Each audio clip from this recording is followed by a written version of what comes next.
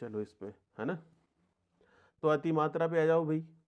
हीन मात्रा वाला अपन ने कर ही लिया था कि अमात्रा की हीन मात्रा अधिक मात्रा।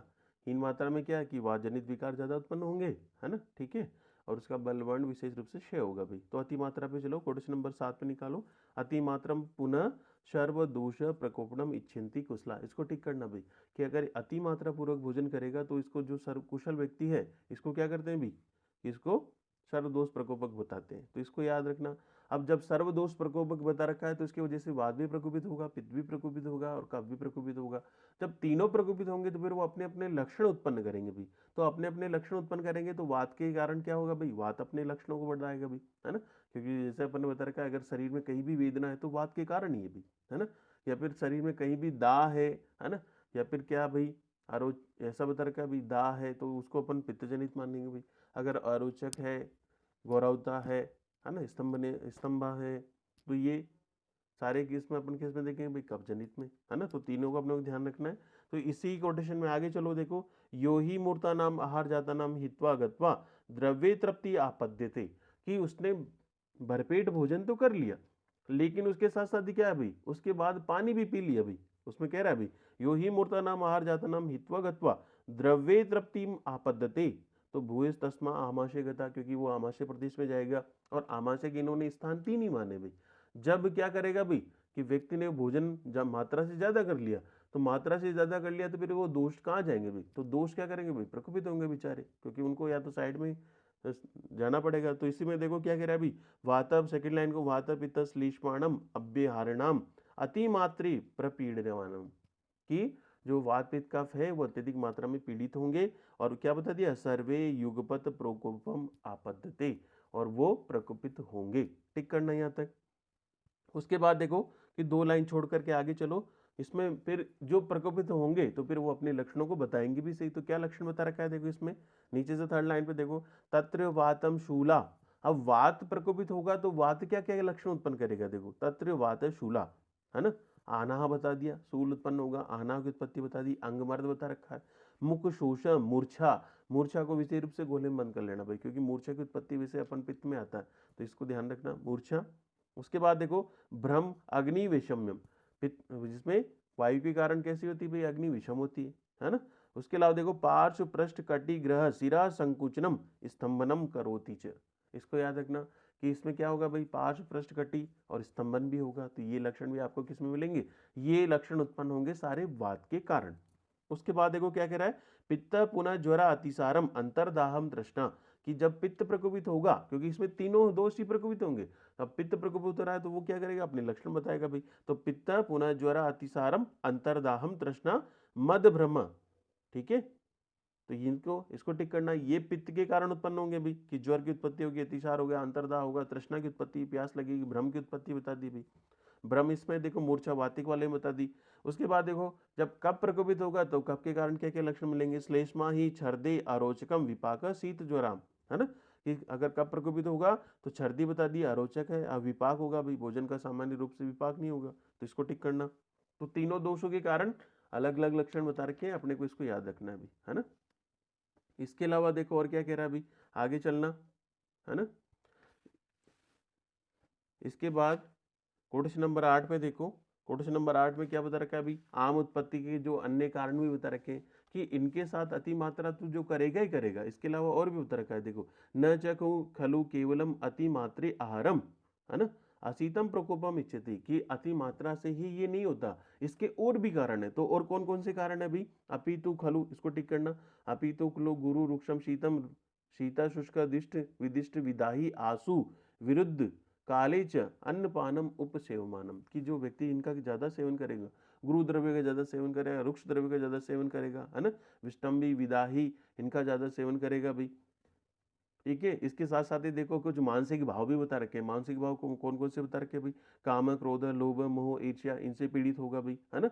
यद अन्नम च उपयुज्यते, कि इनको भोजन करने के साथ साथ इनका भी ज्यादा प्रयोग करे भाई, इनका ऐसे मानसिक भाव की इनमें विकृति मिले तो तद भावे भी प्रत्युष्यत, की वो भी क्या होते हैं भाई, वो भी आम की उत्पत्ति करने में सहयोगी है, ठीक है भाई। तो दोनों के लिए बता रखा है कि इनकी वजह से भी होता है भाई और इसकी वजह से भी होता है। नंबर 9 में क्या कह रहा है भाई,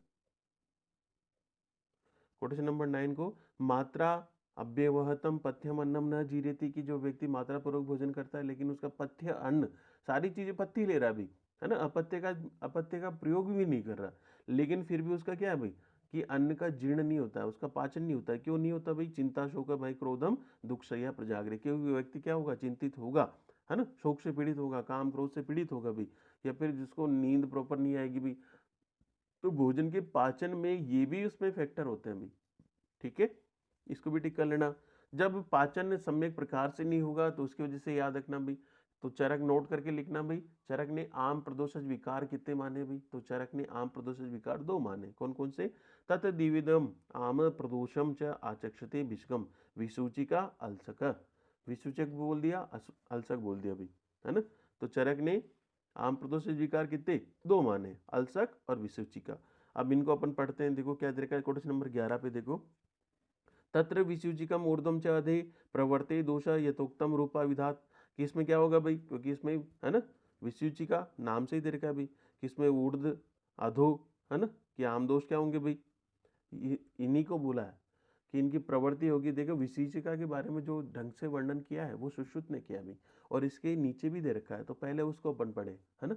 विसूचिका नाम से ही दे रखा है, विसूचि मतलब सूची के समान वेदना हो, और सूची के समान वेदना अधिकतर क्या होते हैं भी? कि वात जब प्रकोपित होती है तो उसी के कारण होती भी। तो इसके विमर्श में देखो दे रखा है भाई, सूची भी रेव गात्राणी, की सुई के समान, है ना, सुई के समान गात्र मतलब शरीर में, है ना। तूदनम संतिष्ठते अनिलम, कि जब वहां पर वायु रुकेगी तो वो वायु क्या करेगी? सुई के समान वेदना उत्पन्न करेगी, ठीक है। इसके अलावा देखो, यस्य जीर्णम च वेद्य विसूचित निगदते, इसी वजह से इसको वेद्य लोग क्या कहते हैं? विसूचिका कहते हैं। सूचिका मतलब सुई के समान, ठीक है। उसमें देखो और क्या क्या लक्षण मिलेंगे भाई? मूर्छा अतिसारो वमथु पिपाशा शूलम, इसमें मूर्छा की उत्पत्ति बता दी, है ना, अतिसार की उत्पत्ति बता दी, वमथु बता रखा है भाई कि इसमें वॉमिटिंग होगी, और दूसरा भी देखो अतिसार की बता रखा है भाई, पिपाशा शूलो, प्यास से पीड़ित रहेगा, सूल से पीड़ित रहेगा, ब्रह्मो देष्टम जम्बा दाहा वेवर्ण्य कंपोच, ये सारे लक्षण किसमें मिलेंगे भी? कि ये किसमें? विसूचिका में, है ना। तो ये विसूचिका का जो अच्छी प्रकार से वर्णन किया है वो सुश्रुत ने किया है, अपन उत्तर तंत्र में पढ़ेंगे इसको, है ना। तो ये लाइन जरूर याद रखना, ये लाइन उठा के दे देते हैं, सूची भी गात्राणी तुद्यम संतिष्ठन, किसके लिए बोला गया भाई? विसूचिका का लक्षण है भाई, है ना। इनको अपन मैं आपको 2-3 एक साथ लिखाऊंगा भी सही, है ना, तो इसको टिक करना। उसके बाद देखो ये चरक वाला भी याद रखना भाई, ठीक है। चरक वाले में कोई ज्यादा खास नहीं बता रखा, टिक कर लेना इसको। तत्र विसूचिकम ऊर्ध्वम च अधे प्रवर्ते दोषा आम दोषा, कौन से? आम दोषा, ये तो उत्तम विधात की, ये आपको लक्षण दिखाई देंगे भाई। उसके बाद आगे चलो, दूसरा वर्णन कर रहा है अलसक का। अब अलसक में देखो क्या बता रखा है कि इसमें भोजन जो होता है ना, अलसीभूत होकर के पड़ा रहता है, और अलसीभूत होकर के पड़ा रहने के मतलब क्या?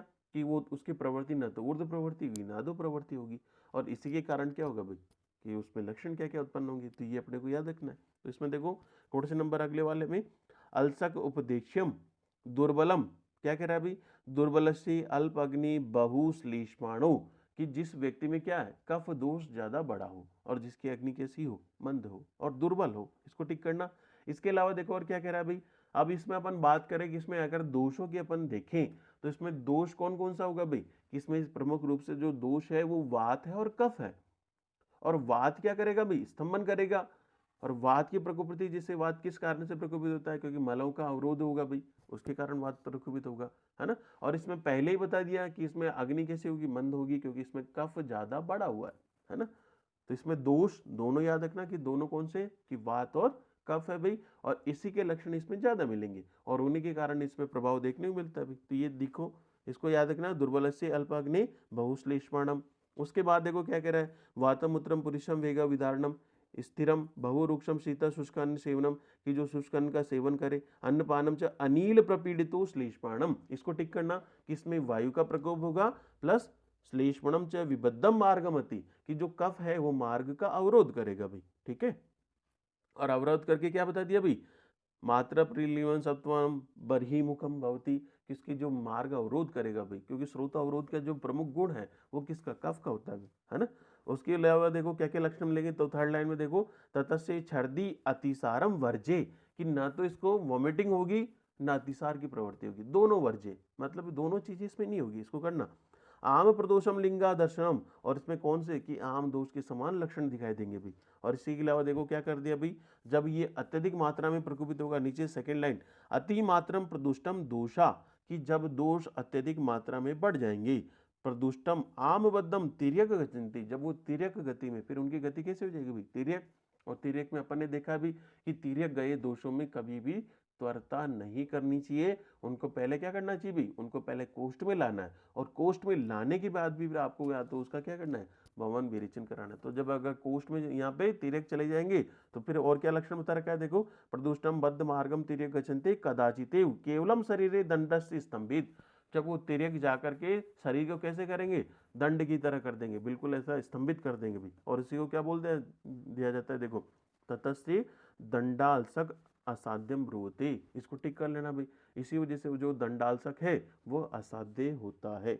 यहाँ पे जो 12 वाले को टिक करना, विरुद्धम आदिशनम अजीर्णम अशीलम पुनः आम दोषम विषम, देखो इसके लिए क्या बता रखा, आम विषम च आचक्षते विषकम, देखो कि जो विरुद्ध भोजन करने वाला है ना, अधिशन करने वाला है, खाना खा लिया उसके बाद भी भोजन कर रहा है भी, अजीर्ण करने के बाद, अजीर्ण के बाद भी अगर भोजन करने वाला है तो उसके वजह से क्या होगा भी, आम दोष उत्पन्न होंगे। और आम दोष में देखो विष के समान लक्षण मिलेंगे, कह रहा है यहाँ पे, है ना, पुनः आम दोषम विषम आचक्षते, क्या बोला भी, विषम, और क्या कह रहा है, विष सदृश्यम लिंगत्वम, कि विष के समान लक्षण दिखाई देते हैं, किसमें, आम विष में, है ना।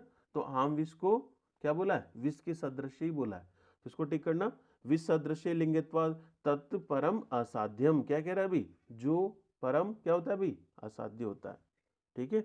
उसके बाद देखो, आशुकारित्वम विरुद्धोपक्रमम च सेवी, और क्या बोल दिया भाई, आशुकारी मतलब शीघ्रता करेगा, मार देगा भाई, आशुकारी है ना।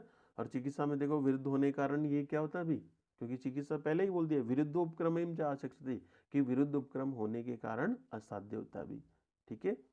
जो आम है उसको विष के समान बोला है और विरुद्ध उपक्रम होने के कारण असाध्य बोला है, तो इसको टिक करना। उसके बाद आगे चलो, देखो इनकी चिकित्सा बता रखा है अभी, तो चिकित्सा में क्या बता दिया अभी, स्टेप बाय स्टेप याद रखना। अलसक भी देखो चिकित्सा में क्या कह रहा है, तत्र साध्यम आम, कि इसकी चिकित्सा कैसे करें, प्रदुष्टम अलसी भूते उल्लेखम आदो, कि आपको सबसे पहले क्या करें, जो अलसी भूत होकर के पड़े हुए दोष है उनमें क्या करें, उल्लेखन करें। किसके लिए कह रहा है अभी, है ना, अलसी भूत हो रखे हैं, तो सबसे पहले देखो क्या बता दिया अभी, कि आप इसमें बता रखा है, देखो, पायित्वा स लवणम उष्णम वारी, कि आप लवण के क्या, लवण के साथ गर्म पानी पिलाओ उसको और उसको वमन कराओ, सीधा सीधा कह रहा है अभी। तो पहले ही क्या बता दिया कि आप उसको कौन सा कह रहा है इसमें, पायित्वा स लवणम उष्णम वारी, ये कराओ और उसको वमन कराओ, है ना। तो पहला गर्म पानी, वमन, फिर उसके बाद देखो ततस्य स्वेदन, उसके बाद फिर स्वेदन करो, और स्वेदन करने के बाद देखो वृत्ति परिणिधात, है ना। तो इसको स्टेप बाय स्टेप कैसे लिखोगे भाई, इसको देखो आगे क्या कह रहा है भाई, कि विसूचिकायाम तू लंघने में विरिक्तानुपूर्वम च, कि विसूचिका में आप क्या करें भाई, सर्वप्रथम लंघन कराएं।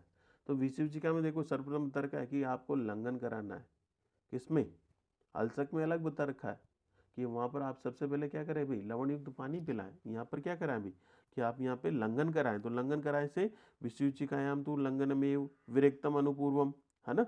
फिर उसके बाद क्या करें भाई, कि विरेचन करने के बाद, या विरेचन दोनों की, वमन विरेचन के बाद जब अपन उसमें ससर्जन का प्रयोग करते हैं, तो ससर्जन में अपन किसका, किस पेया या वागु इनका प्रयोग करते हैं भाई, तो उन्हीं के लिए कह रहा है भाई।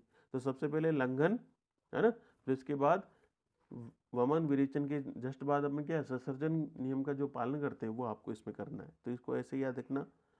और लाइन में क्वेश्चन में अधिकतर ऐसे पूछ, लंघन लंघन में, कि लंघन किस में सबसे पहले कराना भी, तो विसूचिका में, है ना, आचार्य चरक ने बोला विसूचिका या तू लंघनी में वग्रम विरक्तम अनुपूर्वम च, लवी याद कर लेना भाई, लंघन, है ना, और उसके बाद फिर विरेचन के बाद, ठीक है।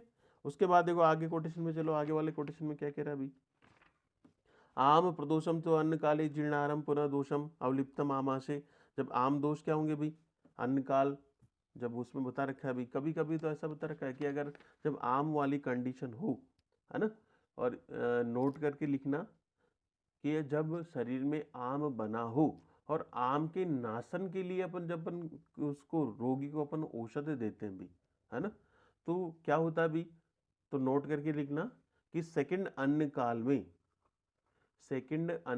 में जब अन्न का पाक न हो, सेकंड अन्न काल में जब अन्न का पाक न हो, है ना, तब औषध का निषेध है, तब औषध का निषेध है। अगर आपने सेकंड अन्न काल में जिसमें आहार का पाचन भी नहीं हुआ है ना, अगर उसमें औषध दी तो वो क्या करेगी भाई, उस रोगी को मार डालेगी, है ना। क्यों मार डालेगी भाई, ये क्वेश्चन भी पूछा हुआ है भाई। क्योंकि पहले क्या है भाई, क्योंकि उसकी अग्नि ऑलरेडी क्या है भाई, पहले ही मंद है, क्योंकि भोजन के आम की उत्पत्ति हुई है, आम के कारण क्या है, उसके शरीर में प्रभाव उत्पन्न हुआ है।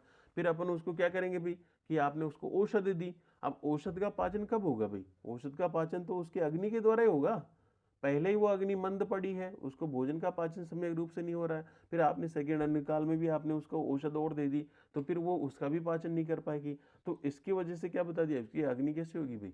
एक आपने वर्ड भी सुना था होगा, मृत्य शांति अग्निवा, कि अग्नि शांत हो जाएगी तो व्यक्ति मृत्यु हो जाएगी भी, है ना। तो मृत्यु शांतिवा जैसे गृहिणी में आती है भी, तो ऐसे भी ध्यान रखना। तो इसमें कभी भी सेकंड अन्न काल में औषध का प्रयोग नहीं करना चाहिए, है ना, या सेकंड अन्न काल में औषध का निषेध है, ऐसे ध्यान रखना। उसकी अग्नि को क्या करेगी भी, है ना, अति बलत्वाद काय अग्नि सहसे वा बलम अति पातित, कि उसकी अग्नि को नष्ट कर देगी, है ना। अगर आपने उसको औषध दी और औषध पहले ही आम दोष की उत्पत्ति है और उसका प्रभाव अग्नि के ऊपर क्या है भाई, पहले ही आम का प्रभाव है, फिर आपने उसके ऊपर से औषध भी दे दी सेकंड अन्न काल में, तो उसकी वजह से क्या होगा भाई, उसकी अग्नि नष्ट हो जाएगी और अग्नि नष्ट होकर के क्या करेगी भाई, उस व्यक्ति को मार डालेगी। तो मृत्यु कारक बता रखा है इसको, है ना, टिक कर लेना इसको। उसके बाद देखो यहाँ पर अपन सभी में देखते हैं भाई कि जो उपशय के अपन ने प्रकार देखे थे भाई, आपने हेतु विपरीत व्याधि विपरीत जो चिकित्सा अपन ने पढ़ी थी भाई, तो यहाँ पर वही बता रखा है। आम दोष में हमेशा और हमेशा कभी भी क्या बता दिया कि आपको कौन सी चिकित्सा करनी है, रोग विपरीत चिकित्सा करनी चाहिए, है ना। नोट करके करना कि हमेशा आम दोष में चिकित्सा कौन सी करनी चाहिए भाई, रोग विपरीत करनी चाहिए। तो यहाँ पे देखो आम प्रदोषजानाम पुनः विकाराणाम च अवतर्पणे नैव परमो भवति, कि आम दोष होने पर क्या करना भाई, रोगों की शांति के लिए अवतर्पण का प्रयोग कराना चाहिए भाई, है ना। लेकिन अगर आप अवतर्पण उसमें कराते हो तो उसकी वजह से क्या होता है भाई, कई बार उसका अनुबंध बना रहता है, मतलब वापस हो सकता है। इसलिए आपको क्या करना है भाई, तो इसलिए कह रहा है भाई, है ना। तो सती च अनुबंधे कृता अवतर्पणम च व्याधि व्याधि नाम निग्रह, कह दिया इसने कि अगर आप अवतर्पण करा रहे हो तो उसकी वजह से व्याधि का अनुबंध, है ना, वापिस रिकरेंस हो सकती है उसका, व्याधि नाम निग्रह। तो इसलिए क्या करें, निमित्तम विपरीतम औषध आतंक विपरीत अवचारणित आदस्वनम। देखो इसको बोल दिया, इसलिए आपको क्या करना चाहिए भाई, कि इसमें आम में हमेशा और हमेशा कैसे करनी है भाई, रोग विपरीत चिकित्सा करनी है भाई, है ना। तो यहाँ पे बोला निमित्तम विपरीतम च औषधम आतंक विपरीते, आतंक मतलब रोग व्याधि, है ना। इसलिए आपको कौन सी चिकित्सा करनी भाई, रोग विपरीत चिकित्सा करनी है, ठीक है।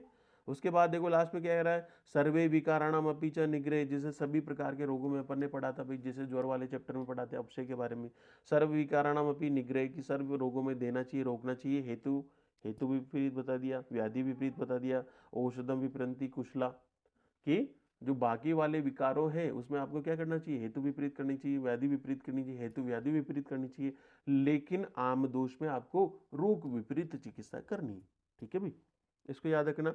उसके बाद देखो क्या कह रहा है क्वेश्चन नंबर 13 में, कि जो आम दोष से विमुक्त हो गया अभी, आपने रोग विपरीत चिकित्सा भी करा ली। उसके बाद देखो क्या कह रहा है अभी, विमुक्तम आम प्रदोषम युक्तम परिपक्व दोषम दिखते, कि उसकी अग्नि जब तक दीप्त नहीं हो जाए तो आप उसमें किसका किसका प्रयोग करा भाई, तो यहाँ पे देखो पंचकम का प्रयोग करा रहा है। क्या करा दे भाई, च अग्नि अभ्यंग स्थापनम, आस्थापन का बता दिया, अनुवासनम विधिवतम स्नेहपानम च युक्त्या प्रयोजन समीक्षे, कि आप उसमें क्या करें भाई, कि आम दोष से जैसे ही मुक्त हुआ है तो आप उसमें आस्थापन वस्ती का करें, अनुवासन वस्ती का प्रयोग करें, स्नेहपान कराएं उसको, है ना, स्नेहपान करा करके जैसे दोष भेषजम देश काल बल शरीर सात्मी सत्व प्रकृति, इसी के आधार पर आपको क्या करना चाहिए भाई, चिकित्सा उसको देख करके उसका दोष कैसा बढ़ा हुआ है ना, भेषज उसको औषधि कैसे देनी है, देश कौन सा देश का वासी है भाई, जैसे आंध्र प्रदेश का है, जंगल प्रदेश का है, काल बता दिया, उसका बल कैसा है, उसका शरीर संगठन कैसा है भाई, औषध को भी सहन कर पाएगा नहीं कर पाएगा, है ना, या उसका साथ में कैसा है भाई, कौन सी चीजें उसको अच्छी लगती है ये बता दिया। सत्व कैसा है, पता लगे कि औषध के वेग को ही सहन नहीं कर पाया, प्रवर सत्व है, अवर सत्व है, मध्य है ना। तो ये सारी चीजें देख करके आपको उसकी पोस्ट ऑपरेटिव भी कह सकते हैं अपन, जैसे उसमें है ना। अब इसमें आम दोष का तो नष्ट हो गया, लेकिन आपको व्याधि के बाद इनका प्रयोग करना है अभी, है ना। तो ये अपने को ध्यान रखना है, करना चाहो तो कर लेना इसको, है ना, टिक कर लेना भाई। उसके बाद देखो क्वेश्चन नंबर 14 पे चलो। आहारस्य विधानम च अष्टो सम्यकम परीक्षाम अहितम च विदात। आपको इसको रेफरेंस के रूप में टिक करना भी, क्योंकि अष्टाहार विधि विशेष आयतन का जो इसमें पहले वाले अध्याय में बताया, तो उसका भी आपको पालन करना है। कह रहा है इसमें आहारम विदाएं आतनानी च अष्टो सम्यकम परीक्षम अहितम विदात की जो पहले अध्याय में बता रखे इससे पहले, उनका आपको पालन करना है। उसके बाद देखो क्वेश्चन नंबर 16 में क्या बता रखा है, यहाँ पर आमाशय की एनाटॉमिकल पोजीशन बता रखी है कि आमाशय की स्थिति क्या होती है भाई सबसे पहले, है ना। तो इसको टिक करना। अशीतम खादितम पीतम लीडम च विपचित, कि जहाँ पर 4 प्रकार के भोजन जो आप करते हो उनका क्या होता है अभी, जाकर के प्रवेश करते हैं या फिर वहाँ जिनका पाचन होता है अभी, है ना। तो इसको टिक करना। अशीतम खादितम पीतम लीडम च, है ना, च पक्व विपचित एतद धीरम, कि हे धीर वाले, है ना। तो उसके बाद क्या कह रहा है अभी, लास्ट ही लास्ट लाइन में देखो नीचे नीचे में, नाभि स्तनांतरे जंतु आमाशय इति स्मृता, कि नाभि और स्तनों के मध्य क्या बता दिया भाई, इसकी स्थिति बता रखी है, एनाटॉमिकल पोजीशन बता रखी है। तो नाभि स्तनांतरे जंतु आमाशय इति स्मृता, आमाशय की स्थिति बता रखी है। असीतम खादितम पीतम लीडम च विपच्चेत, की जहाँ पर 4 प्रकार के भोजन द्रव्यों का पाचन होता है, ठीक करना है इसको।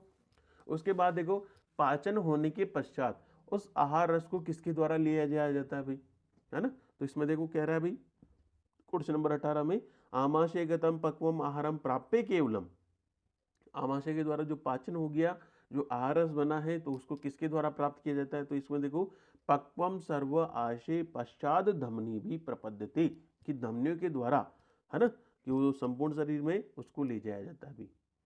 आमाशय के द्वारा पाचन हुआ, पाचन होने के बाद उसको जो पका हुआ है, जो पक गया है, उसका किसके द्वारा, धमनियों के द्वारा। तो ये क्वेश्चन भी पूछा हुआ है कि इसमें शिरा के द्वारा लिया जाता है, स्रोतस के द्वारा लिया जाता है, या धमनियों के द्वारा लिया जाता है। तो इसको टिक कर लेना भी, धमनियों के द्वारा उसको ली जाया जाता है, इसको टिक करना भी, है ना। ये आपका चैप्टर कंप्लीट, इसको ध्यान रखना।